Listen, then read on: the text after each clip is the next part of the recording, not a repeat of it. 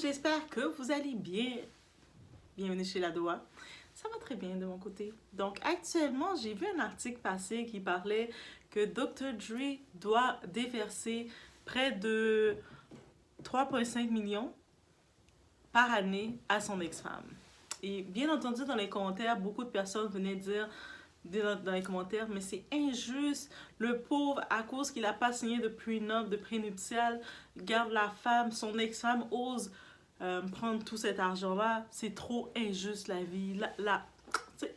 C'est trop injuste la vie. Et c'est sûr, du premier avis, on se dit,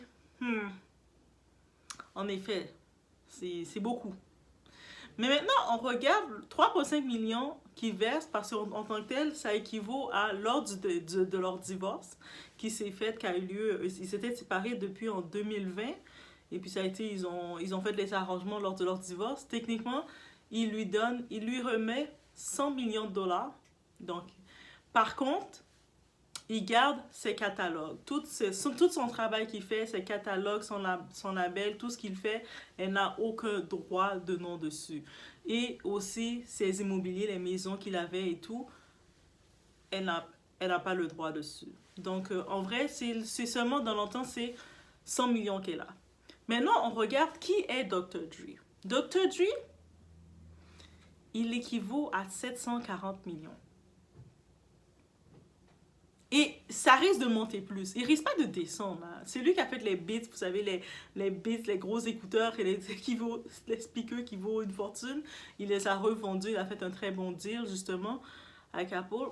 C'est lui, Dr. Dre. Dr. Dre, c'est un génie. On va rien lui tourner de tout ça. Mais des fois, les génies, ils ont d'autres absus.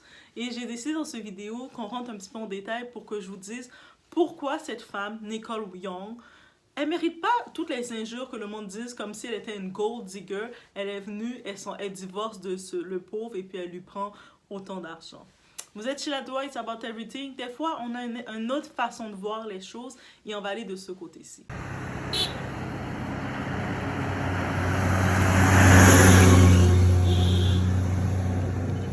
C'est bon, allez.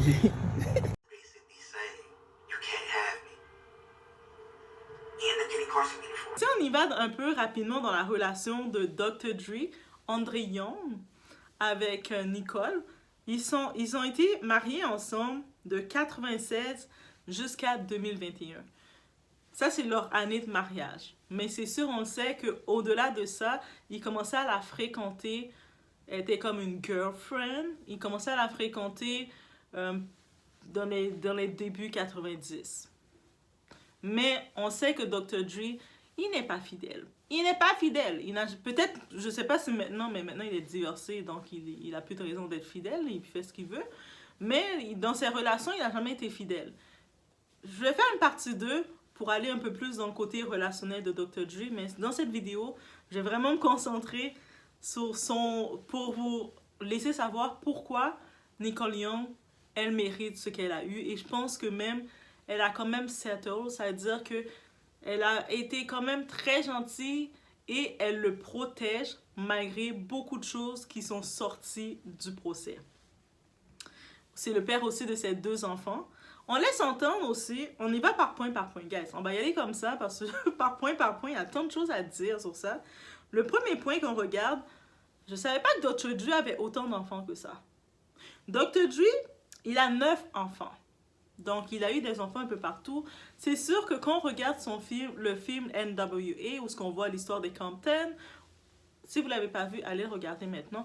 Allez regarder, puis venez me dire que vous l'avez vu. Écrivez NWA, F the Police, vous allez savoir c'est quoi. Ben, ça, c'est pas moi qui le dis. Ça, c'est Ice Cube qui avait écrit les paroles. Moi, j'ai juste regardé le film. Vous savez, NWA. Et puis, on a montré un peu la vie des rappeurs dans l'époque qui font de l'argent, des célébrités. Ils ont plein de groupies. Cette vie que ça a été. Je pense que la meilleure chose, qu'on le veuille, qu'on ne veuille pas, pour Dr. Dre, sa meilleure chose, c'est quand il s'est stabilisé avec Nicole. Il a été entouré de plein de groupies. Il avait plein de belles filles autour de lui. Il changeait des filles. Il aimait s'amuser. Il était dans son monde d'artiste, la musique et tout. Il changeait de filles. Il a 9 enfants. 2 enfants. Elle a fait 2 enfants avec lui.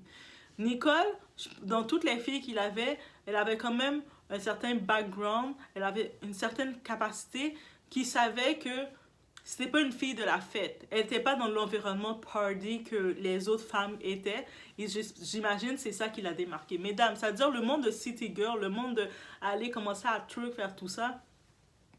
Un homme là, il va s'amuser avec vous comme ça, mais un moment quand même dans sa vie, un déclic va venir quand il va chercher à stabiliser, il va aller vers l'opposé. Et c'est pas une question de couleur de peau. Beaucoup de personnes essaient de dire, oh la femme blanche vient prendre son argent. Non, c'est pas une question de couleur de peau. Cette femme, elle n'avait pas encore d'enfant avec lui, il avait déjà, imaginez, 7 enfants. 7 enfants avec d'autres femmes. Un enfant avec une baby mom. Il a tout le reste des baby moms. Et elle est quand même, elle a décidé de se marier avec lui, se stabiliser pour stabiliser leur relation. Et juste pour ça, je pense que, hey, elle a fait son dos, là. Comme de rester avec un homme qui a 7 enfants, qui est un coureur de jupons, il est populaire, il est dans le monde des tournées, où ce que dans les bus, il y a toutes les groupies, les filles de 304, les hoes du side qui sont dans le street, on imagine. Regardez l'histoire, qu'est-ce qui est arrivé avec Eazy-E. Ça aurait pu l'arriver. Je pense que de stabiliser dans le mariage, ça l'a protégé. Autre qu'on peut dire tout ce qu'on veut. Malgré qu'il a trompé. Okay? Maintenant, je vais y aller du côté un peu financier. Le Dr. Dre qu'on a maintenant qui vaut 740 millions. À l'heure actuelle, c'est ça qui vaut. 740 millions. Dr. Dre, Eminem, 50 Cent, et j'en passe. Toutes les artistes qui viennent que vous pouvez dans Interscope, vous imaginez. C'est Dr. Dre. En plus de ça, il y a tous les autres artistes Kerry Hilson, tous les autres artistes entre parenthèses. Bref, ça c'est juste pour nommer. Mais avant d'avoir tous ces artistes-là, Dr. Dre, c'était un DJ de quartier. Il a toujours aimé la musique, c'était un passionné. Il avait ça en lui, c'était son cadeau. Et c'est pour ça qu'il il a du succès, on va pas le cacher. On sait que son premier, il a été comme... Il voulait faire... Il avait une vision, mais il n'avait pas d'argent. Il vivait dans un petit quartier. Il n'était pas un gangster.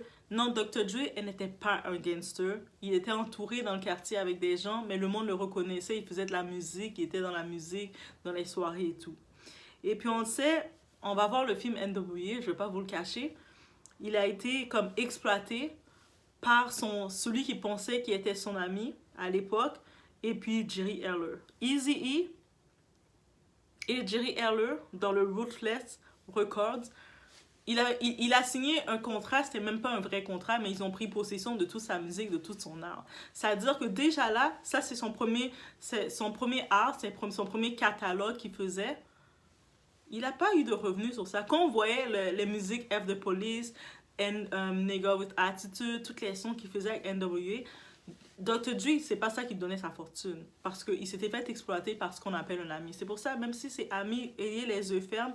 Et puis, ils essaient de le manipuler en le mettant un petit peu dans la musique et tout. Jusqu'à ce qu'il se rende compte qu'il allait avoir... Il enceintait les femmes parce qu'il mettait les filles enceintes un peu partout. Et je pense que ça, c'est une autre histoire de lui, mais on va revenir rapidement sur ça. Mais il n'avait pas d'argent. Je dis pas qu'il était pauvre, il n'était pas à la rue, mais il n'avait pas l'argent. Il se faisait exploiter par ce qu'il pensait de son ami, et puis on avait donné un vieux contrat, et puis on l'utilisait, il était le petit cerveau, parce qu'on savait que quand tu es abrupt, t'as le potentiel, le talent que tu veux, les gens vont voir ta lumière, et puis ils vont venir voler ta lumière, exploiter ta lumière. Non, ils vont pas le voler, ils vont exploiter ta lumière et te faire travailler pour eux. Et jusqu'à ce qu'il commençait à se rendre compte que son contrat, il y avait Ice Cube, je pense qu'il a beaucoup aidé à le faire voir qu'il se faisait avoir. Et puis que c'est pas normal que t'es pauvre, là. On n'est pas supposé être pauvre, on fait de l'argent, tout ça, on travaille comme ça et puis on n'a pas d'argent. Et puis regarde, eux autres, nous on mange des hamburgers comme ça dans les tournées et eux autres mangent du gros steak. Eazy-E avec son ami Jerry Heller. Il y a quelque chose, on n'a pas de contrat et puis il commençait à comprendre.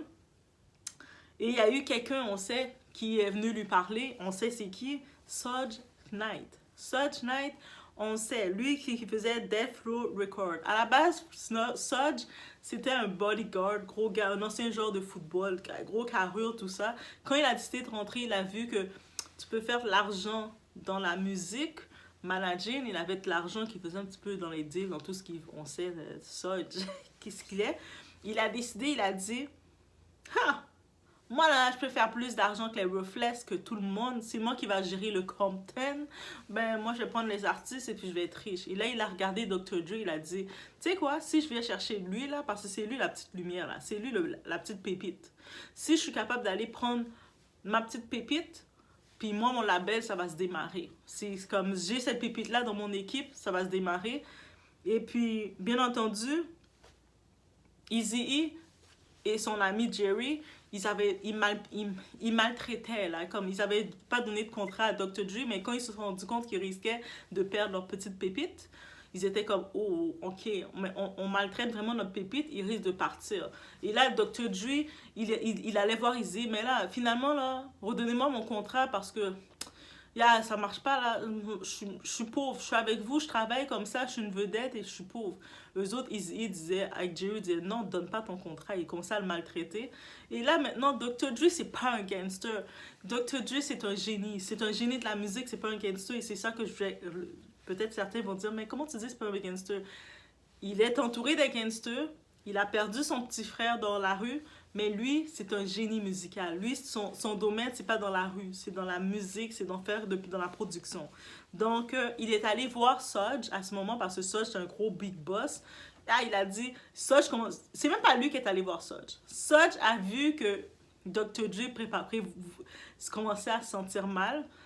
Et puis, il a dit, tu sais quoi, moi je vois ton potentiel. Je vois ta lumière. Vous savez, quand vous avez de la lumière, des fois, vous n'allez pas voir toutes les claques que vous avez, tout ce que vous êtes capable de faire. Mais lui, seul, est venu, moi je vois ta lumière. Et puis, il savait que dans les dire que Eazy-E le maltraitait, le manipulait, lui donnait un vieux contrat, le payait pas. Donc, c'est facile pour lui de dire, ah, oh, vous avez cette pépite-là et puis vous occupez pas de la pépite. Moi, je vais prendre votre pépite là et puis je vais le mettre dans mon label et puis je vais grossir. Donc, il est venu voir Dr. Dre. Tu sais, moi, je vois que tu es une pépite, là. Moi, je te veux avec moi, puis moi, j'ai bien te traiter. Moi, je vais te donner tout ce qu'il te faut. Tu vas être à l'aise, tu vas pouvoir produire, tu vas pouvoir faire tout ce que tu fais, mon frère. Moi, je vais être un papa pour toi dans l'industrie. Mais Dr. Dre était comme, ah oui, moi, je veux de l'argent parce que j'ai plein d'enfants. Parce que Dr. Dre, il commençait à avoir plein d'enfants partout, là. Il était comme, j'ai plein d'enfants, j'ai même pas l'argent pour m'occuper de mes enfants. Yo, ma tête me gratte. Papa, va chercher mon contrat là, parce que eux autres sont des gangsters. Eazy-E là, c'est un gangster. Moi, j'ai peur. Moi, je veux pas aller me battre avec Eazy-E qu'il achève ma tête là. Moi, je suis pas un gars de la rue. Et puis, ça là, je t'inquiète, t'es avec moi. Moi, je vais aller chercher ton contrat. Je vais chercher ton contrat. Et là, Sodge, il est pas doux. Sodge est pas doux. Allez, regardez Sodge là. Regardez la face de Sodge. Ce que je vous dis, c'est pas un homme doux là. Tapez Sodge Knight. Mais là, il est en prison actuellement pour d'autres choses. Mais il est en prison, mais Sodge, il était dans l'auto quand Tupac est décédé. Et techniquement, on dit qu'il devait... Il était visé aussi, mais il a eu la chance, on va dire. Il n'est pas décédé. Là, il est en prison. Mais là, Sodge, il est allé chercher le contrat. Mais il n'est pas venu comme en mode « Allô, coucou, je suis venu chercher le contrat de Dr. Dre. » Est-ce que Eazy-E aurait voulu donner le contrat de sa pépite? Il sait que dans son label, Ruthless, ils ont besoin de Dr. Dre. C'est comme même s'il le maltraite. C'est comme quelqu'un te maltraite, mais il a besoin de toi. Mais, vous comprenez. Donc, ça a été avec la force. Et puis, on sait qu'il y a une entrevue, si vous tombez sur YouTube, on voit Sodge était très coquille dans une entrevue. Sodge, là, c'était un arrogant, là. Un arrogant. Il disait, yo, vous savez que... Juste une anecdote que je vous dis comme ça. Mais allez voir l'entrevue, vous allez voir. Mais Sodge, dans une entrevue, il disait, oui, Eazy est mort du sida, tout ça. Mais ça aurait été possible que quelqu'un ait passé, il a injecté ça, là. C'est possible qu'il s'est fait injecter ça et puis rien. Comme c'est pour dire que c'est ça qu'il voulait dire. Ça, c'est juste pour vous dire l'humour de Sodge. Et puis, juste en parenthèse, on sait l'histoire des filles, parce que Dre a eu beaucoup de femmes. Il faut que je fasse une autre partie de vidéo. Laisse-moi savoir if you want that, but je vais en faire une peut-être. Mais l'histoire de Michelle E. Michelle E, c'est une des baby mamas, une des mères des enfants de Dr. Dre. Michelle E, dans les voix de NWA, quand les gars rappaient, on entendait une petite voix de fille et la petite voix de Mickey. C'est la mère, elle a un fils avec Dr. Dre. Et puis Dr. Dre, il est resté très... C'est lui qui l'a amené, la fille, dans l'industrie un peu, parce qu'il utilisait sa voix. Mais ça, c'est une autre partie. Michelle E, elle mérite sa partie. Là, on va continuer à partir de Nicole. Mais pourquoi je voulais revenir? Michelle E, elle souffrait avec Dre. Quand Dre l'a complètement laissé, puis il commençait à peut-être garder d'autres filles, et puis peut-être Nicole était pas loin dans le décor, Sudge, il a attrapé Michelle E. Il a un enfant avec elle. Donc, elle a 2 enfants. Un avec Dr. Dre, l'autre avec Sudge. Et puis, elle, ce qu'elle semble dire, malgré malgré le personnage de Sudge, dans les entrevues, elle semblait vouloir dire que Sudge, avec lui, était quand même plus doux que Dr. Dre. J'ai fait comme, Dre était si sauvage que ça. Ben, bref. Ça, c'est une autre partie sur elle. Elle aussi, c'est intéressant, sa partie. Mais juste d'imaginer, ça veut dire que Dr. Dre n'avait pas d'argent, là. Il valait pas 1 million, là. Il n'avait pas d'argent. Ça veut dire que maintenant, Sudge a pris son contrat, il l'a mis dans son label, ça veut dire qu'il travaille pour Sudge. Donc, ça veut dire qu'il n'avait pas son catalogue. Et puis, c'est à partir de là, on sait dans Death Row. Maintenant, Death Row, en date d'aujourd'hui, récemment, ça va faire 3-4 ans de ça, Snoop, le rappeur Snoop, il a acheté le label. Et puis on sait que Sudge est un peu fâché, il dit que c'est illégal qu'il fasse ça, mais t'es en prison, vieux, laisse tranquille. Donc le label allait finir. Mais, et dans ce label-là, pourquoi je dis ça? Tout les catalogues, c'est toutes les musiques, tout ce que tu fais, tout ton travail. Donc ça n'appartient pas à Dr. Dre. Et même, un moment, et puis on sait qu'il y a eu Tupac qui est rentré dans Death Row, il y a Snoop Dogg qui est rentré, tout ce monde-là sont rentrés dans Death Row, là. C'est comme, c'est une grosse équipe, ils ont écrasé Ruthless. Malgré Ruthless encore là, la marque de Eazy-E, mais c'est plus comme c'était. Et puis on sait que Death Row, Snoop l'a reacheté parce que c'était comme son label de toujours. Maintenant ça l'appartient, peut-être il va le redécorer, prendre des nouveaux artistes, je sais pas encore qu'est-ce qu'il fait. Mais peut-être du côté américain, il y a plus de bruit. Je peux me renseigner sur ça. Bref. Mais on comprend qu'il n'avait pas l'argent. Et puis, à ce moment, il commençait à être officiel complètement avec Nicole. Pas encore marié avec Nicole, mais il était officiel avec Nicole. Et là, quand il voulait... justement, quand il a vu comment Sudge il était dans les choses dangereuses, il était encore gangster, et puis lui, c'était trop dangereux pour lui. Puis Nicole, elle n'a pas cette image gangster. Elle a dit, yo, chérie, là... Tu peux pas rester dans ce label-là, c'est pas bon pour ton image, pas bon pour toi. Ce label-là, là, sort de là. Et puis lui avait pas d'argent, Dre. Mais Dre était sponsorisé par Nicole, par la famille de Nicole. Par Nicole, quand sa famille a quand même assez d'argent, elle l'a sponsorisé. Parce que quand il a laissé Sudge est un gangster. Et puis comment il l'a laissé pour pas avoir des problèmes? Il a dit, tu sais quoi, moi je sors de là parce que nos visions, ça marche plus ensemble, on n'a pas la même façon de voir. Moi, comme ça marche plus pour moi. Mais moi, je sors, mais tu peux tout garder, là. Comme tout mon catalogue, je vais même pas rien te réclamer. Fais tout ce que tu veux avec. Tout, c'est-à-dire la musique qu'il a faite California, toutes ces musiques-là, ça appartient à Death Row. Death Row maintenant appartient à Snoop Dogg. C'est-à-dire que ça l'appartient même plus. Donc, ça veut dire que toutes ces musiques qu'il a faites avant, ça l'appartient pas, son catalogue. Guys, it's fact. Ça veut dire que là, maintenant, on regarde, quand il s'est marié avec Nicole, Dre il est en train de se refaire. Et là, c'est là qu'il a fait c'est pour ça qu'il a fait le nom de son label Aftermath. T'sais, après tout l'enfer, toutes les choses, je renais de mes cendres. Je suis relevé. Et c'est son label, là maintenant, il ne dépend plus. Parce que quand au début, le premier label qu'il a fait, juste pour vous dire, il n'avait pas l'argent. Il avait sa vision, mais il n'avait pas l'argent. Donc, il a utilisé c'était une connaissance, son ami du quartier, Eazy-E, qui était un dealer, qui avait de l'argent. Il a dit, viens investir dans mon projet. Mais Eazy-E l'a exploité. Ah, c'est mélanger amis, business, c'est ça que ça fait des fois. Là, maintenant, deuxième label qu'il a été, Death Row, c'était avec Sudge. Sudge, c'est un autre gros gangster. Et la vision de Dre, donc Dr. Dre, pour sa musique, et de ce que Sudge faisait, il a dit non, c'est dangereux pour moi. Ça va être dangereux pour ma marque. Et Nicole, elle a dit laisse tomber. Nicole aurait pu être une groupie. C'est pour ça que le choix de ta partenaire peut t'élever. Et puis le choix de ta partenaire peut t'élever. Ça, dans les commentaires, je veux que vous écrivez ça. Le choix de ta ou ton partenaire peut t'élever ou te descendre. Si Nicole aurait été une petite pain beige comme ça, dans les fêtes qu'il avait l'habitude d'avoir, il serait peut-être resté dans Death Row longtemps. Et puis, il n'aurait pas eu le succès qu'il a parce qu'il n'aurait pas eu les deals qu'il a maintenant. Il n'aurait pas eu la crédibilité qu'il a pu avoir. Nicole, elle a dit non, mieux vaut quitter ça. Oui, tu vas perdre l'argent. Oui, tu vas devoir recommencer à zéro. Je vais t'aider, te sponsoriser. Et on refait. Il a refait son label, mais il avait déjà le nom parce qu'avec le temps, le monde savait que Dr. Dre, il était déjà rendu Dr. Dre, il avait de la reconnaissance. Donc, il a refait son label. Et on sait maintenant, Aftermath, c'est quoi? Aftermath, maintenant, c'est lui. Il y a Eminem comme grosse tête. Il y a 50 Cent. En plus, 50 Cent, récemment, il a fait une tournée.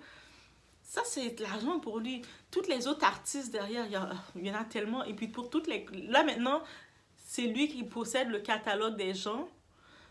Et puis, jusqu'avant Aftermath, c'est les gens qui possédaient son catalogue. Est-ce que vous comprenez? C'est-à-dire qu'avec cette femme-là, il s'est reconstruit son brain. Et là, s'il est rendu maintenant à 740 millions, c'est aussi grâce à son cerveau, on ne va pas l'enlever, il était une pépite. Il était dans un entourage, il était un peu contrôlé, exploité par tout le monde. Il a été quand même, il a fait toute cette période avec cette femme-là. Cette femme-là, quand elle était avec lui, elle l'a vu quand côté financier, il n'avait pas encore le tout, jusqu'à ce qu'elle voit prendre le tout.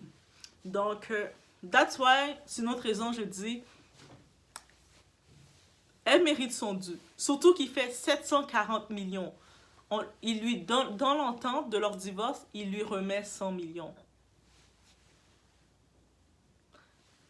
On rappelle qu'ils étaient mariés de 96 à 2021. Donc, c'est pas une gold digger, là. Elle n'était pas avec lui comme au hasard, comme ça, et puis, je prends l'argent et puis je m'en vais. De 96 jusqu'à 2021, on n'a jamais entendu cette femme-là dans des scandales de tromperie, dans des scandales de n'importe quoi, de l'exposer, de faire des entrevues contre lui. Elle a toujours défendu quand même son image. Et quand je dis ça, j'en profite d'aller sur ce sujet. Dans les documents de rapport du divorce, vous savez, les documents légaux de divorce, c'est accessible au public. Donc, à des personnes comme moi, comme vous, comme tout le monde, on peut aller voir le settlement, les agréments, qu'est-ce qui concernant le divorce. On a dit, ils sont divorcés après tout ce temps pour des raisons comme irrévocables, là, comme il n'y a plus d'entente. Mais dans les documents qui sortaient, parce qu'il y a plein de faits qui sortaient pour dire des faits, elle raconte de 2001 jusqu'à 2020,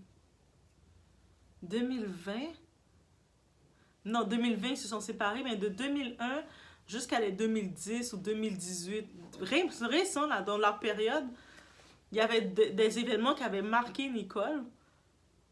Quand il s'énervait, il pétait ses coches, parce que c'est un artiste. Donc, il pétait ses coches. Ça ne justifie pas ce que je dis là, mais bref.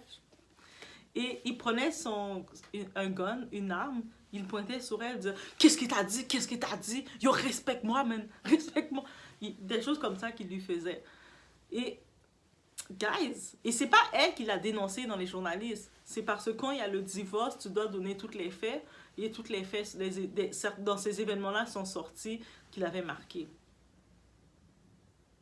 Donc, cette femme, malgré, on peut imaginer ce qu'elle a caché pour lui, qu'elle ne dit pas, elle ne l'expose pas devant les journalistes. À ce que je sache, elle n'a pas encore parlé qu'elle veut faire un livre contre lui. Donc, je pense que dans leur contrat, elle signe un contrat de confidentialité, donc elle ne va rien dire.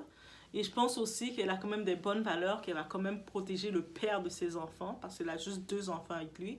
Lui, il a 9 enfants au total, mais elle en a juste 2. Donc, elle respecte le père de ses enfants et elle respecte aussi la personnalité publique qu'il est. Parce que quand elle était avec lui, elle a vu qu'il s'est reconstruit. Elle voulait qu'il ait une image plus propre, plus facile pour frapper aux portes, pour avoir des meilleurs deals. C'est ça qu'elle voulait de lui. Elle avait cette vision. Lui avait cette vision de la musique.